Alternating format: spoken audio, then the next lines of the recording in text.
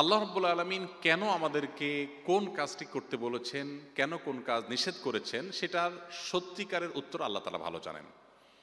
আমি সৃষ্টি হয়ে যদি আল্লাহর সমস্ত আদেশ নিষেধের যৌক্তিকতা যথার্থতা আমার বুঝে যেতে হয়, তাহলে আল্লাহর সে নির্দেশ, আল্লাহ নির্দেশ কিভাবে হলো? আল্লামা ইকবালের একটা কবিতার অংশ আছে, আমি একাধিকবার বিভিন্ন জায়গায় বলেছি, জু সমঝ মে আ গই ও ফের খুদা কেউ কর হুয়া।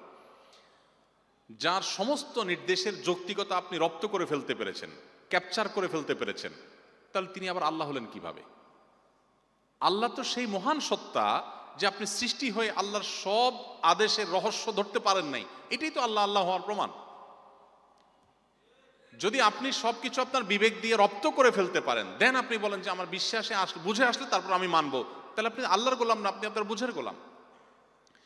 আপনি একজন সাধারণ কর্মচারী হলে কোথাও সেই প্রতিষ্ঠানের মালিকের অনেক কাজের যৌক্তিকতা, অনেক কাজের রহস্য, অনেক তার যোগ বিয়োগের ফল আপনি জানেন না, কারণ আপনি একজন সাধারণ কর্মী। সেখানে সৃষ্টি হয়ে আপনি স্রষ্টার সমস্ত কাজের তত্ত্ব রহস্য আপনাকে বুঝে ফেলতে হবে, নট নেসেসারি, না বোঝাটাই বরং স্বাভাবিক। আজ আমাদের মধ্যে একটা ব্যাধি তৈরি হয়েছে যে আমরা অনেক তরুণরা আছি, মনে করি যে আমার লজিকে আসলে আমি মানবো, না হলে মানবো না। আমি এই বিষয়ে একাধিক উদাহরণ দিয়ে থাকি। ধরুন আজ থেকে 100 বছর আগের কোনো একজন মানুষ এখন হাজির হয়েছে, শুধু বোঝার স্বার্থে আমরা বলছি যে ধরুন একজন মানুষ 100 বছর আগে পৃথিবীতে ছিলেন, তিনি হঠাৎ এখন হাজির হয়েছেন, কোনোভাবে হাজির হলেন। এই ব্যক্তিকে যদি বোঝানো হয় যে ওয়ালে থাকা একটা সুইচ টিপ দিলে ফ্যান ঘুরবে, লাইট জ্বলবে, বিদ্যুৎ আবিষ্কার হওয়ার আগের মানুষকে যদি এই কথা বলা হয়, তার কাছে এই কথা এটা কি যৌক্তিক মনে হবে না অযৌক্তিক মনে হবে? আসলে কি সেটা অযৌক্তিক? কিন্তু তার কাছে অযৌক্তিক মনে হচ্ছে কেন? কারণ তিনি এই বিদ্যুতের টেকনোলজি সম্পর্কে ধারণা রাখেন না। তো 100 বছরের গ্যাপ হওয়ার কারণে বা 200 বছরের গ্যাপ হওয়ার কারণে তিনি একটা টেকনোলজি সম্পর্কে ধারণা না থাকার কারণে তার কাছে এটা অযৌক্তিক মনে হচ্ছে। ঠিক একইভাবে আপনি সৃষ্টি হয়ে স্রষ্টার কোনো টেকনোলজি, স্রষ্টার কোনো কাজের রহস্য আপনার বুঝে আসছে না, আপনি বলছেন না, তাহলে আমি এটা কেন মানব? বিষয়টা অনেকটা এরকম। ধরুন ঢাকা শহরের চারপাশে আমরা, বিশেষ করে পুরান ঢাকা এলাকাতে বিভিন্ন জায়গাতে আমরা দেখি যে প্রচুর পরিমাণ তারের জঞ্জাল ঝুলে আছে। কোনো এক ভদ্রলোক যিনি বিদ্যুৎ সম্পর্কে ধারণা নেই, ও যে 100 বা 150 বছর আগে বিদ্যুৎ আবিষ্কারের আগে পৃথিবীতে ছিলেন, এরকম একজন মানুষ আসলেন।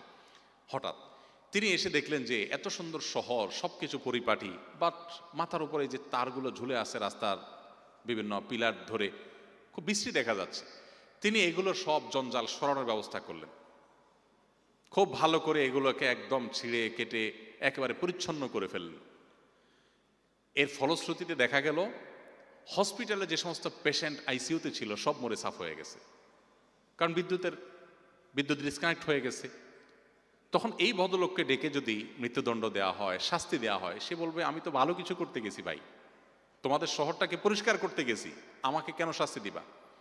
এই ভদ্রলোক বিদ্যুতের টেকনোলজি না বোঝার কারণে তার কাছে যেটাকে ভালো মনে হচ্ছে, বাহ্যিক দৃষ্টিতে খুব লজিক্যাল, একটা জঞ্জাট পরিষ্কার করেছেন, বাট সেটা ইললজিক্যাল, সেটা আসলে অযৌক্তিক। কেন? কারণ সে টেকনোলজি বুঝে না, এই জন্য তার কাছে ওই লজিকটা বুঝে আসছে না। তো সৃষ্টি হয়ে স্রষ্টার সমস্ত আদেশগুলো আমাকে বুঝে ফেলতে হবে, এটা নট নেসেসারি। না বুঝে আসাটা বরং অনেক ক্ষেত্রে স্বাভাবিক। এই উত্তরটা হলো মূল উত্তর। এবার আসেন, জোহরে এবং আসরে কেন আমরা আস্তে বা নীরবে নামাজে কেরাত পড়ি, আর মাগরিবে এশা বা ফজরে কেন আমরা সরবে পড়ি? তো এই সম্পর্কে অনেক ওলামা একরামগণ অনেক উত্তর দিয়েছেন।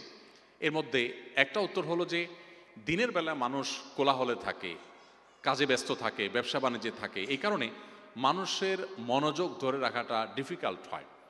সেজন্য দিনের বেলায় মনে মনে সূরা কেরাত পড়ার নির্দেশ আল্লাহ তাআলা করেছেন, যাতে করে মানুষ তার মনোযোগকে ধরে রাখতে পারে। এবং নীরবে যে কোনো কিছু পাঠ করলে তুলনামূলকভাবে মনোসংযোগ ধরে রাখা সহজ। আর রাতের বেলা যেহেতু কোলাহলমুক্ত পরিবেশ থাকে, কোলাহলমুক্ত পরিবেশে সে মন খুলে উচ্চ আওয়াজে বা সরবে যখন কোরআনে কারীমের তেলাওয়াত করে, সূরা কেরাত পড়ে, নামাজ পড়ে, তখন সেটা তার জন্য তুলনামূলকভাবে সহজ হয়, পরিবেশটা তার জন্য অনুকূল থাকে দিনের পরিবেশের তুলনায়। কোলাহলের পরিবেশে মনে মনে যখন তিনি মুখে যখন নীরবে যখন তিনি সূরা কেরাত পাঠ করেন, তখন তার মনোযোগটা ধরে রাখাটা তুলনামূলকভাবে সহজ হয়। এই কারণে দিনে আস্তে পড়তে বলা হয়েছে, রাতের নামাজগুলোতে জোরে পড়তে বলা হচ্ছে। এটা একটা উত্তর, আরও বহু উত্তরের জন্য আছে, কিন্তু প্রধান এবং সবচেয়ে বড় উত্তর হলো যে আল্লাহ এবং তার রাসূল সাল্লাল্লাহু আলাইহি ওয়াসাল্লাম কোনো কাজ করতে নির্দেশ করলে সেটা আমার বুঝে আসুক আর না আসুক, সেটা অবশ্যই যৌক্তিক।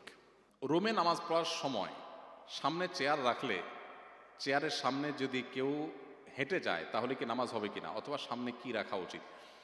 আপনি চেয়ার রেখেছেন সেজদার জায়গায়, এরপরে চেয়ারের আউটসাইড দিয়ে যদি কেউ হেঁটে যায় আপনার নামাজে কোনো অসুবিধা নেই। আর যদি মাঝখান দিয়ে কেউ হেঁটে যায় তাহলে হাদিসের নির্দেশ হলো তাকে সাইজ করতে হবে নামাজের মধ্যেই।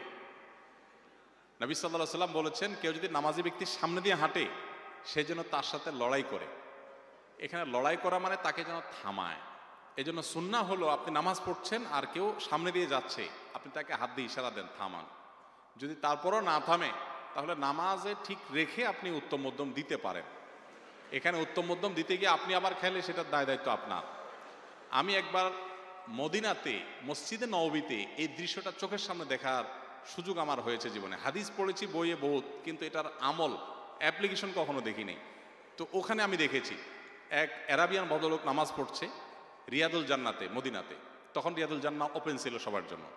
তো রিয়াদুল জান্নাতে অনেক ভিড় থাকে, কেউ কোনো দিক খেয়াল করে না। তো এক লোক তার সামনে দিয়ে যেতে নিয়েছে, উনি নামাজে দাঁড়ানো অবস্থাতে এভাবে হাত দিয়ে প্রথমে বাধা দিয়েছেন।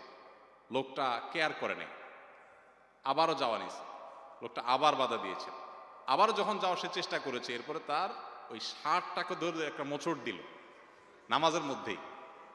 ওই বেচারা পড়ে গিয়ে তারপরে অন্যদিক চলে গেছে। আমি চিন্তা করলাম আমাদের দেশে হলে এখানে একটা যুদ্ধ বেঁধে যেত। এখানে হাদিসে মূলত মারামারি করতে বলা হয়েছে তা না, হাদিসে বাধা দিতে বলা হয়েছে। আপনি ইশারা ইঙ্গিতে নামাজে আমলে কাসির হলে নামাজ নষ্ট হয়ে যাবে, অতএব সেটা মাথায় রেখে আপনি ইশারা ইঙ্গিতে তাকে বাধা দিবেন। তো চেয়ার রেখেছেন, তারপরে সে হাঁটলে অসুবিধা নেই, তার ভেতরে যদি হাঁটে সম্ভব হলে আপনি বাধা দিবেন আলতো করে, যে নামাজের যে মুড আছে সেটা যেন ভেঙে না যায়। আর যদি আপনি সেটা বাধা দিতে না পারেন তাহলে আপনার নামাজ হয়ে যাবে, কিন্তু যিনি হেঁটেছেন তিনি গুনাহগার হবেন।